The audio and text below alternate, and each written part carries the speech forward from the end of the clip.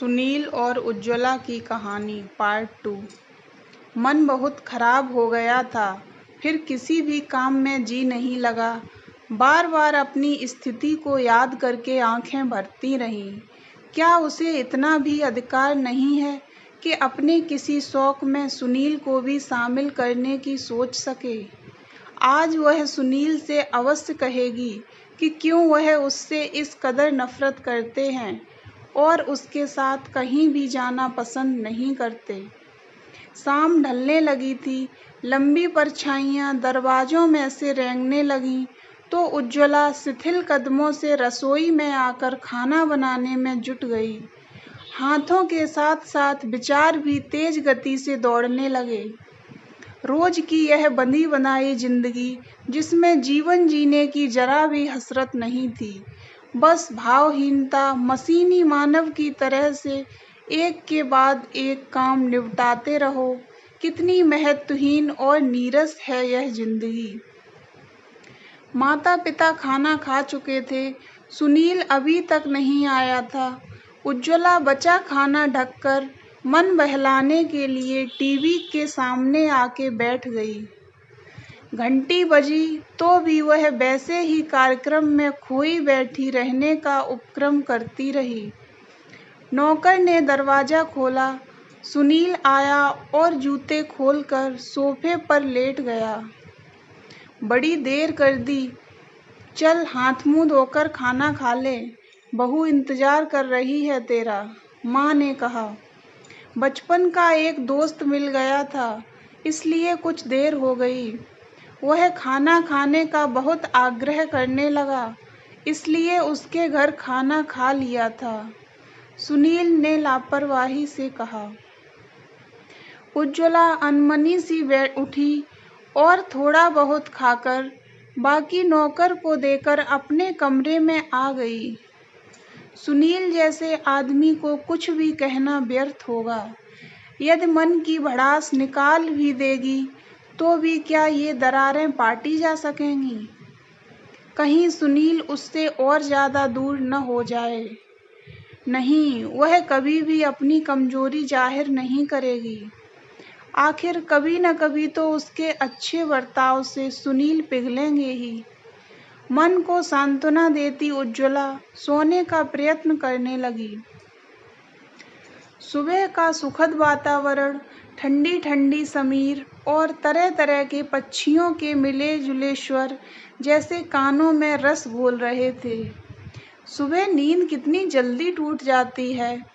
बिस्तर से उठकर बेतरतीब कपड़ों को ठीक कर उज्ज्वला कमरे के कपाट हौले से भिड़ाकर रसोई में आ गई।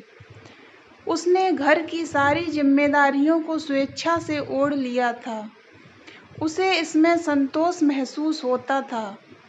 वह सास ससुर की हर जरूरत का ख्याल रखती, इसलिए थोड़े ही समय में दोनों का दिल जीत लिया था। भजन कब के बंद हो चुके थे। कोहरे का झीना आंचल हटाकर सूरज आकाश में चमकने लगा था। कमरे के रोशनदानों से धूप अंदर तक सरक आई थी। सुनिए जी, अब उठ जाइए, 8:30 बज रहे हैं, उज्ज्वला ने हौले से सुनील की बाह पर हाथ रखकर कहा।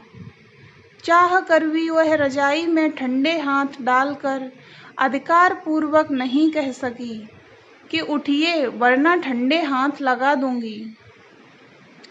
बिना कोई प्रतिकार किए सुनील उठ गया तो उज्ज्वला ने स्नान घर में सुनील के पहनने के कपड़े टांग दिए और उसका सेविंग का सामान श्रृंगार मेज पर लगाने लगी। सुनील जरूरी कामों को निपटाकर दाढ़ी बनाने लगा। उज्ज्वला वहीं खड़ी रही, शायद किसी चीज की जरूरत पड़ जाए। सोचने लगी, सुनील डांटते हैं तो बुरा लगता है, पर खामोश होकर उपेक्षा जाहिर करते हैं तब तो और भी ज्यादा बुरा लगता है। जरा तौलिया देना तो। विचारों की श्रृंखला भंग करते हुए ठंडे स्वर में सुनील ने कहा। उज्ज्वला ने चुपचाप अलमारी से तौलिया निकालकर सुनील को थमा दिया। सुनील मुंह पोंछने लगा। अचानक ही उज्ज्वला की निगाह सुनील के चेहरे पर बने हल्के हल्के से सफेद दागों पर अटक गई। मुंह से खुद ब खुद निकल गया, आपके चेहरे पर ये दाग पहले तो नहीं थे।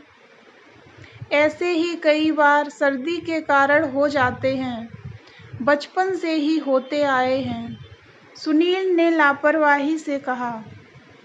फिर भी डॉक्टर से राय लेने में हर्ज ही क्या है। तुम बेवजह वहम मत किया करो, हमेशा अपने आप मिटते रहे हैं, आगे भी अपने आप ठीक हो जाएंगे। कहकर सुनील स्नान घर में घुस गया तो उज्ज्वला भी बात को वहीं छोड़कर रसोई घर में आ गई और नाश्ते की तैयारी में लग गई। पर इस बार सुनील के चेहरे के बेदाग ठीक ही नहीं हुए थे। धीरे धीरे इतने गहरे होते गए कि चेहरे का आकर्षण नष्ट होने लगा था। सुनील पहले जितना लापरवाह था, अब दागों को लेकर उतना ही चिंतित रहने लगा। इस स्थिति में उज्ज्वला सुनील को बराबर सांत्वना देती रही और डॉक्टरों की बताई तरह तरह की दवाइयाँ उसे यथा समय देती रही। अब सुनील उज्ज्वला से चिढ़ा चिढ़ा नहीं रहता था, अधिकतर किसी सोच में डूबा रहता। पर उज्ज्वला जो भी पूछती शांति से उसका जवाब देता था। उज्ज्वला को न जाने क्यों इस आकस्मिक परिवर्तन से डर लगने लगा था। रात गहरा चुकी थी, सभी टीवी के आगे जमे बैठे थे। आखिर उकता कर उज्ज्वला ऊपर अपने कमरे में आ गई तो सुनील भी माता पिता को हॉल में छोड़कर उज्ज्वला के पीछे पीछे आ गया। हमेशा की तरह उज्ज्वला चुपचाप लेट गई थी, मानो वह सुनील की उपेक्षा की आदी हो गई हो। सुनील मीठे स्वर में बोला, सच बताओ उज्ज्वला, तुम मुझसे नफरत तो नहीं करती? उस आवाज की मिठास से उज्ज्वला का रोम रोम आनंद से तरंगित हो उठा था। पहली बार प्यार की स्निग्धता से परिचित हुई थी वह। खुशी से अवरुद्ध कंठ से फुसफुसाई, आपने ऐसा कैसे सोच लिया?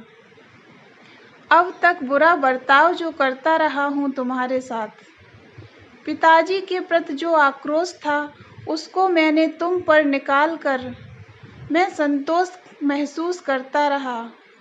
सोचता था मेरे साथ धोखा हुआ और बेवजह ही इसके लिए मैं तुम्हें दोषी मानता रहा, पर तुम मेरे पर हमेशा प्यार लुटाती रही। मैं मात्र दैहिक सौंदर्य की तुलना में मन के सौंदर्य से अनजान बना रहा। अब मैं जान गया हूँ कि तुम्हारा मन कितना सुंदर है। मैं तुम्हें सिर्फ कांटों की चुभन ही देता रहा और तुम सब कुछ बिना कुछ कहे सहती रही। कैसे सहन किया तुमने मुझे? मैं अपनी इन भूलों के लिए माफ़ी मांगने लायक भी नहीं रहा। बस आगे कुछ कहा तो मैं रो पड़ूंगी।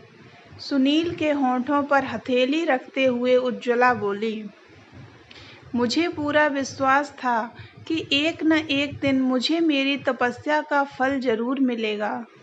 आप ऐसा विचार कभी न लाना कि मैं आपसे नफरत करती हूँ। मेरे मन में आपका प्यार पाने की तड़प जरूर थी, पर मैंने कभी भी अपने आप को आपके काबिल समझा ही नहीं। आज मुझे ऐसा लगता है मानो मैंने सब कुछ पा लिया हो। उज्ज्वला, तुम सचमुच उज्ज्वला हो, निर्मल हो। मैं तुम्हारा अपराधी हूँ। आज मैं अपने आप को कंगाल महसूस कर रहा हूँ। न तो मेरे पास सुंदर दिल है और न ही वह सुंदर देह रही जिस पर मुझे इतना घमंड था। सुनील ने ठंडी सांस लेकर उदासी से कहा, जी छोटा क्यों करते हैं आप? हम इलाज का हर संभव प्रयास करेंगे। फिर भी अगर ये सफ़ेद दाग ठीक नहीं हुए तो मुझे इनसे कोई परेशानी नहीं है। यह कोई खतरनाक बीमारी नहीं है। प्यार इतना सतही नहीं होता कि इन छोटी-छोटी बातों से नफ़रत में बदल जाए। मैं तो हमेशा हमेशा के लिए आपकी हूँ, उज्ज्वला ने कहा। सुनील ने भाव विह्वल होकर उसे इस तरह आलिंगनबद्ध कर लिया मानो अचानक उसे कोई अमूल्य निधि मिल गई हो। तो दोस्तों, कैसी लगी आपको ये कहानी, हमें कमेंट करके ज़रूर बताएं। और अगर आपको ये कहानी अच्छी लगी हो तो वीडियो को लाइक करें और ऐसी ही अन्य कहानियों के लिए हमारे चैनल को सब्सक्राइब करें।